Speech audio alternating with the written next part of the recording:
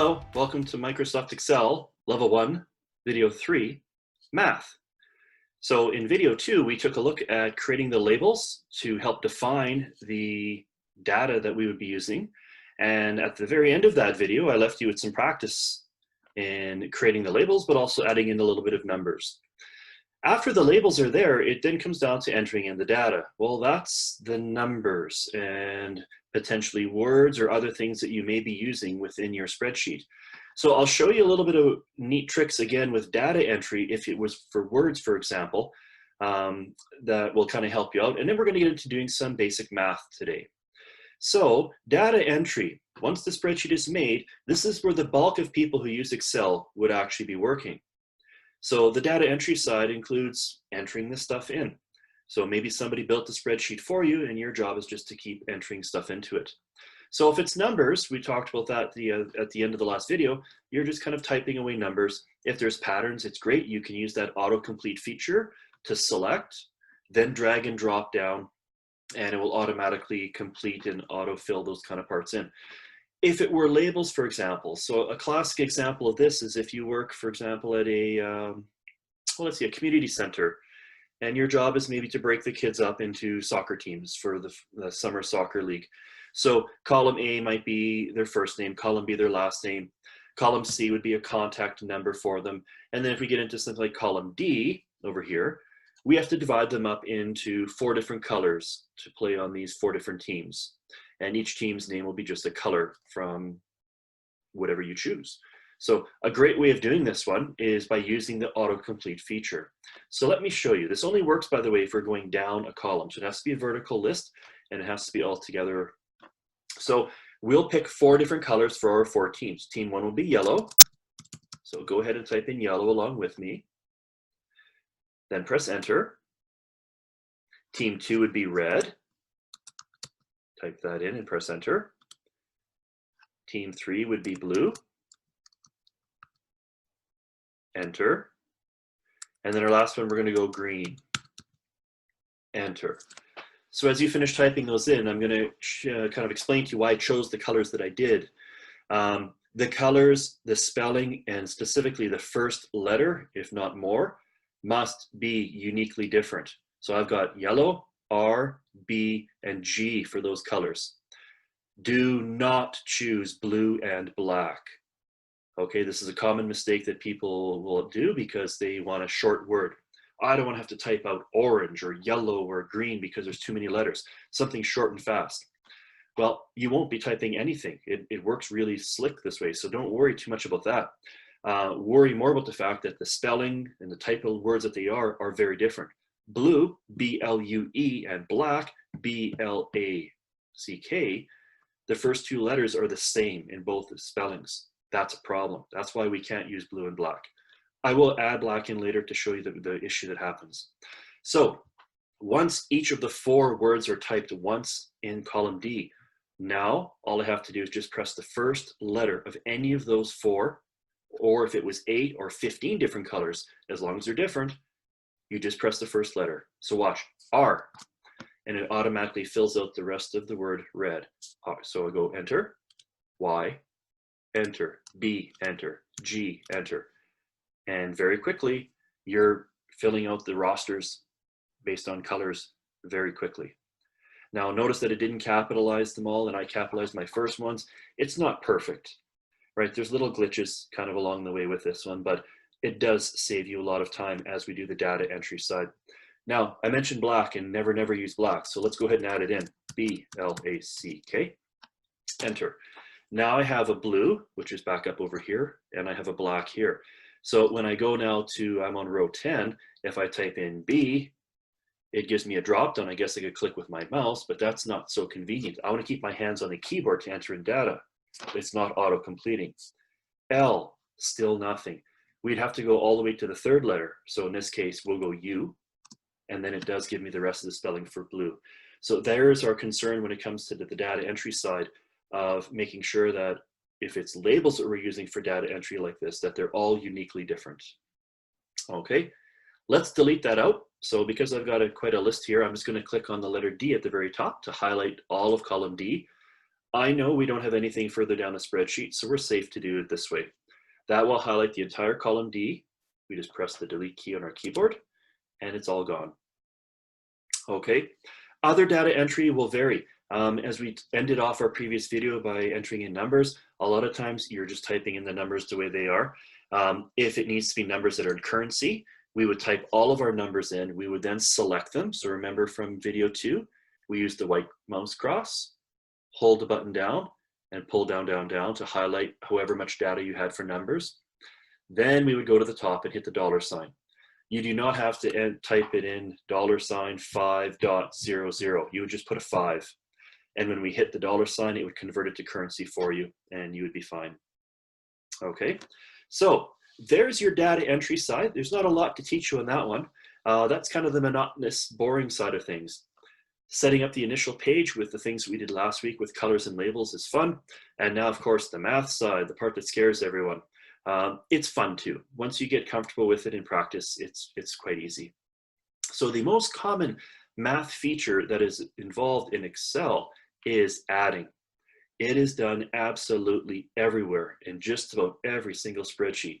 Adding is so critical to Excel that you will see it multiple different ways. And there's actually multiple different ways you can add.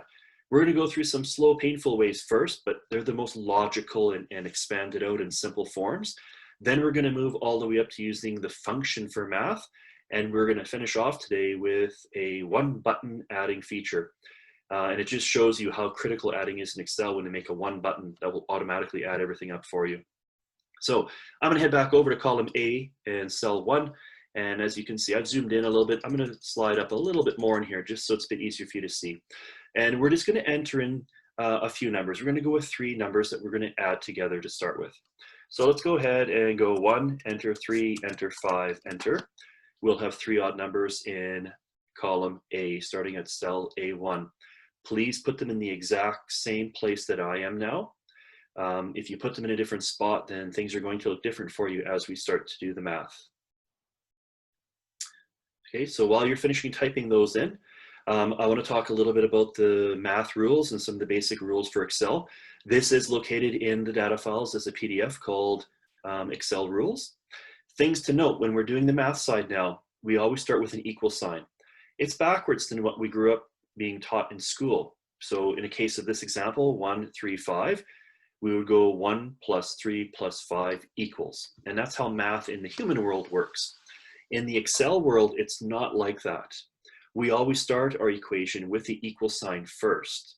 So right now I'm in cell A4. Your math can be in any cell, anywhere on the spreadsheet. It could even be on different sheets or in different books. That obviously is a lot more complex and not things that we're going to be hitting on, but just something to kind of keep in mind that there's a lot more here and a lot more flexibility for down the road when you become a lot more proficient. So we always start with an equal sign. The next thing to note when we talk about equations and some of the math side of things, there are never spaces, right? Now we do break a bit of a rule with that, but it's not really breaking it. And we'll get to that later in our level 2 video series. But there are no spaces. So we have equals and we have pieces to our equation or a function name, for example, never spaces in that part. Okay, the last rule to be kind of cognizant of is that capital letters do not matter. You'll see me typing in lowercase letters. As soon as we press enter, Excel automatically will capitalize all that for us. So we don't have to worry too much about that as well. So once again, that's going to be located on a separate PDF file that you can download and print out for yourself. Okay, so I want to add these 3 numbers up. How do I do this? Well, I've said a few times already, we always start with the equal sign. So up along the top right-hand side of your keyboard, next to your delete key, is a plus equals key. They share that key together. Press that key once and we do get an equal sign. Notice as soon as I press that button, just about everything on my top ribbon grayed out. We cannot bold, italic, underline anymore. We can't align, we can't merge, we can't change the currency. We can't do a font size, basically nothing. 90% of this has all been shut down. As soon as we press the equal sign, Excel switches to math mode. Okay, so again, why we have the equal sign at the beginning. Now, the next is we need to tell it to add up these cells. Now, the last rule that we're going to talk about is you never, ever, ever say 1 plus 3 plus 5, ever. okay? Those numbers are significant for a variety of reasons. Maybe cell A1 is our current GST rate. Maybe cell A2 is our current minimum wage, like numbers that change and fluctuate over time. If we said 1 plus 3 plus 5, our spreadsheet is static, it's dead. It will not automatically adjust or update for us down the road. We always refer just to the cell, and Excel then uses the contents as current as they could be to then calculate the math. So as I said, cell A1 could be our GST rate. If that changes, then all we do is we change from 1 to 3 or whatever the number changes to, and the answers will automatically update. The math will then be dynamic, where it will be changing constantly. When we do math here, it's not like on a piece of paper where we write with our pen or a pencil, and when we finish, it's done. Excel is never done. Whenever we put an equation in, it automatically is recalculating and recalculating that equation millions and billions of times a second, looking for a change, hoping for another update. So that's the dynamic side. So here we go. What happens after the equal sign is we need to then tell Excel what we want it to do. So in this case, I want to add those numbers, but I don't say the numbers. I say the cell references only. So in this case, A1, A2, A3 is the 3 cells that I'm working on. So here we go. A1. And now to get the plus sign, I hold down the Shift button on my keyboard and go ahead and press that equals plus key that we used earlier. Plus. Now let go of the buttons, and we're going to go A2, Shift to get the plus again, let go, then A3. Okay, there is our first math equation. So our first use of addition equals A1 plus A2 plus A3. Now, before we press enter and get excited about an answer that we're going to get, we stop first and take a look at the color coordination that's happened on your screen. Now, different versions of Excel, if you have an Excel of a different year than I have, you might have different colors there. Don't worry about that. They're all still going to be the same. What's important, though, is that there are colors. So A1 is blue, and if I look at cell A1 up on the top in my grid, it's blue as well. Okay, I get a salmon color for cell A2 and purple for cell A3. Before we press enter, this is our visual check to make sure that we, first of all, typed in the math correctly, but also that all of the data that we want in this answer is actually colored and highlighted properly. If your salmon color is somewhere way over here, you've made a mistake. So then you have to go back in and adjust it. If cell A3 had no color at all, I have a mistake. There's something wrong. So these are ways that you troubleshoot and see if you can fix the glitches that you have along the way. We're all going to make mistakes as we're new at this. It's the practice side, okay? But what a wonderful feature that they started to add into Excel just in kind of the modern era now, the color coordination side. So everything is colored in my equation, and all my cells have a shading of color behind them. That lets me know that everything is correct. If it was just black and we had no color, there's a problem. So then you have to figure out what's gone wrong for you. So hopefully you've got everything typed in the way I have. Notice, as I said earlier, no spaces. Notice also I have lowercase a's. That is okay. It'll capitalize it for me right away. Looks good. Let's press the return enter button. And our answer is 9. The color goes away, by the way. That's just there to help you in the moment as you're typing your equation. So 5 plus 3 plus 1 equals 9. There's our answer. Going back to what we talked about in class 2 video, without labels, we have 1, 3, 5, 9, meaningless, right? There's the importance of having labels, having some kind of description to what you're doing so that even you down the road know what it is that you typed or why you created the spreadsheet that you did. So important to have those kind of features to help us out as we go along. If we needed to update this, and we go back to what we'd mentioned earlier, that these numbers are maybe going to change, and the dynamic side of Excel, that it's constantly tabulating new answers for us. Let's click on cell A1. So one left click on cell A1, and I'm going to change that to a 4.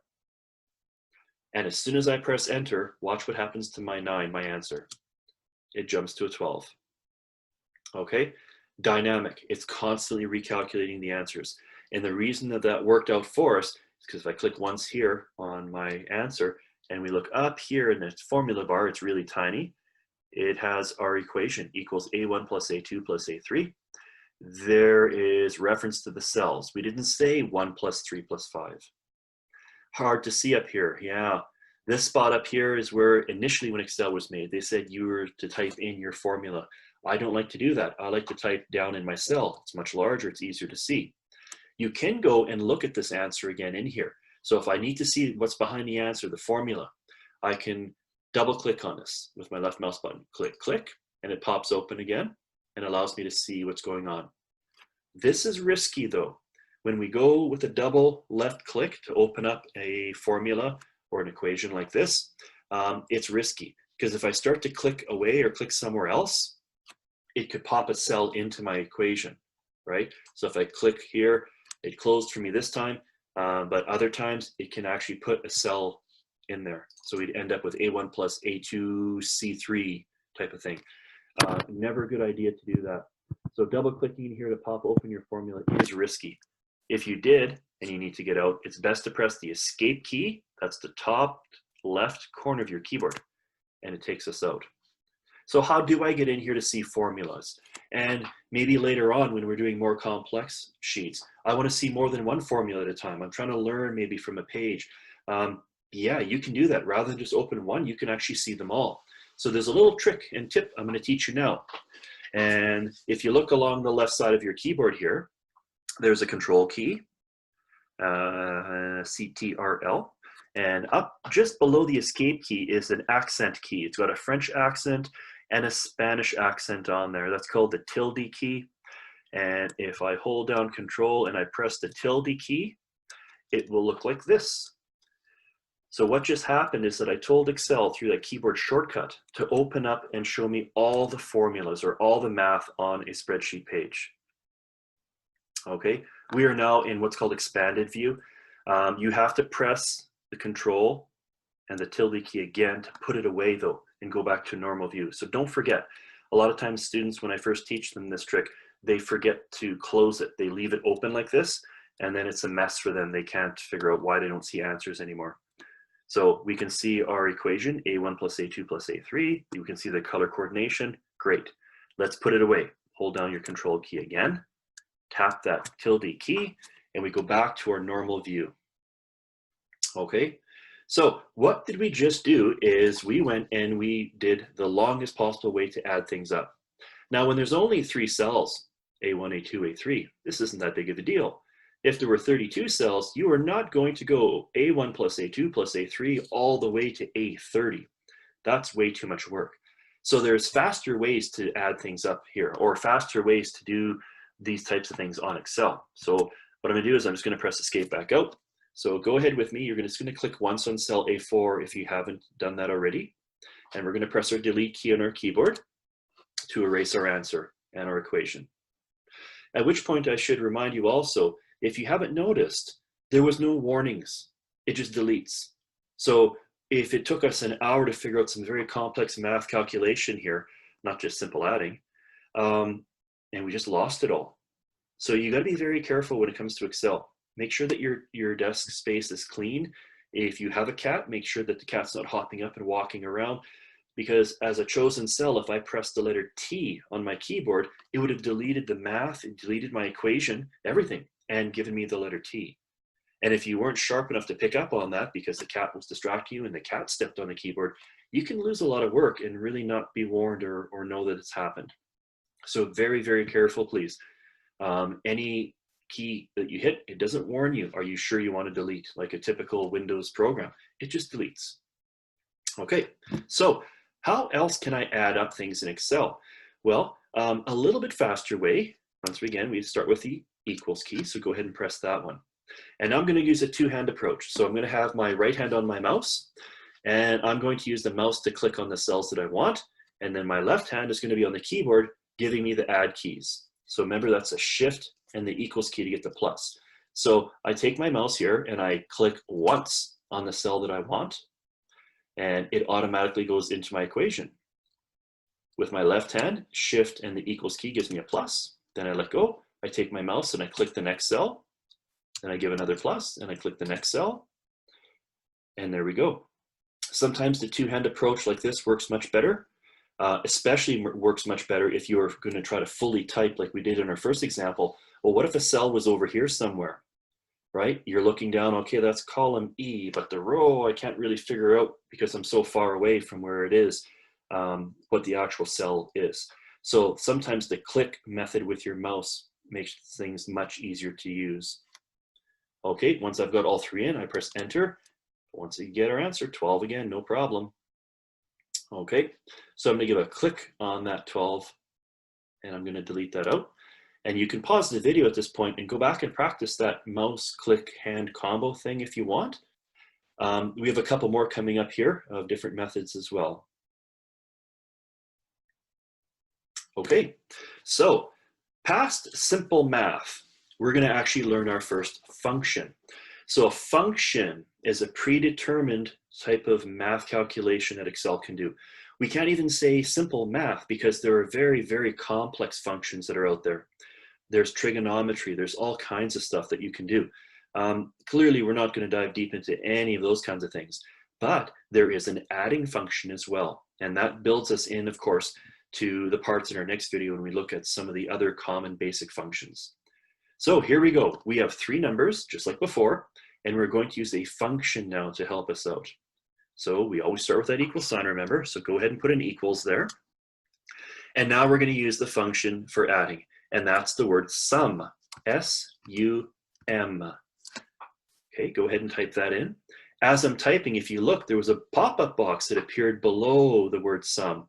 And scary looking, hey? Because look at how many different types of sum there is. Sum if s, sum product, sum square root, and on and on and on. We will touch a little bit about the sum if in a later video, but not a lot, right? Those are quite advanced features. Once again, I'm just pointing it out to show you that once you get past the basics, there's so much more that you can learn, right? You pick the area that's going to be best for you. So what have we said so far? Equals sum, and now we need an open bracket. So shift key and number 9 gives me an open bracket. So go ahead and do that. As you can see, I have shrunk the list of options. Below that it says sum, open bracket, number 1, comma, number 2, comma, dot, dot, dot. This is the wizard that's supposed to help us out as we go along. I kind of ignore the wizard. A lot of people find that it's a lot more complex than it needs to be. For example, they've got different shapes of brackets, square brackets and things in there. You don't use square brackets at all. So that can kind of cause us a bit more trouble than good. Okay, are you still with me? Equals sum, open bracket. We now take our mouse and we need to choose the range of data that we want to add. So I'm going to take my mouse with the white cross over top of cell A1, hold the left mouse button down, pull, pull, and stop and let go. So careful. We want to choose cells A1, A2, A3. Do not pull it over top of where your equation is. This is called the marching ants, the little pieces that are kind of dancing around the outside edge. Make sure that your marching ants are only surrounding your data, not this cell. Okay, if you accidentally grabbed and dragged it down too far, you're going to get what's called a cyclical reference error, which means that you're trying to use the answer as part of the equation and it's spinning in a circle, literally. So I will cover some in our tips and bonus videos later at the end of the series. We will go through some error messages and the common types of mistakes that students make when they're first getting used to working with Excel. Back to our equation, equals sum open bracket, and now in blue it says A1 colon A3. What that is telling us, or telling the computer, sorry, to do is add up everything from cell A1 to and including A3. Now, however long your data is, we could have had 50 cells. We would just slide and drag and highlight all of them. And it could be A1 colon A50 if it was that long. Last piece, shift and 0 to give a close bracket. Before we press enter, we again look at our color coordination. A1 colon A3 is blue. Our data range box on top from cells A1 to A3, they're all blue also. Perfect. Go ahead and press enter. Same answer. Okay. I'm going to go back and I'm just going to double click on cell A4. Click, click. And take a look at this because this is really, really, really critical for you to know. So what do I have here is the basis of just about every type of function that you will do in Microsoft Excel. From the simplest one of adding like this to the most complex VLOOKUP and nested if statements and on and on and on. They're all the same. So our rule sheet we talked about always begin with the equal sign. No spaces anywhere within here. And don't worry about the capital letters. You notice now it capitalized it for me automatically. Okay, so how is this the basis of everything in Excel? We always start with that equal sign. There's always some type of a function name at the beginning here. And then in brackets is the data range or the locations of what we want this function name to perform an action on. Okay, so I'm going to go ahead and press enter there. Once more, we get back to the 12, and I'm going to give you a handful of other ones here to practice. So again, we're going to go 1, enter 3, enter 5, enter. I'm going to give you another column, 2, enter 4, enter 6, enter. And over here, we're going to go 5, enter, 10, enter, 15, enter. So you can go ahead and pause the video now. You can practice on the column A1 that we've done a few times together now. And then go ahead and see if you can type out your own ones for each of these other columns. What's the difference between this and the other ones that I gave you? Well, look, this one is equal sum A1 to A3. That's column A. This is going to be column B, C, and D. So for your other equations that you're going to have to figure out for these ones, it can't say A1 to A3. This one's going to have to be B1 to B3. This one will have to be C1 to C3, D1 to D3. And if you want to make a few on your own, you can keep going on column E and onwards from there. So pause the video, go ahead and practice a few of these ones. And then when you come back, I'm going to show you a trick of how we can create all these equations very quickly. And we're going to end by taking a look at a really, really fast method to add.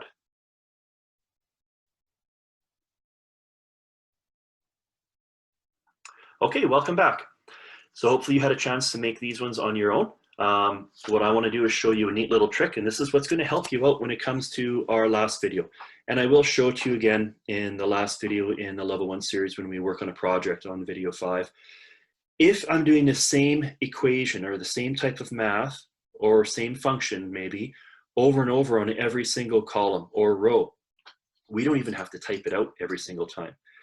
The autofill, that autocomplete that we showed you in the previous videos actually works for math as well. So I'm going to click once on my answer on column A, and basically column A said add the 3 cells above it.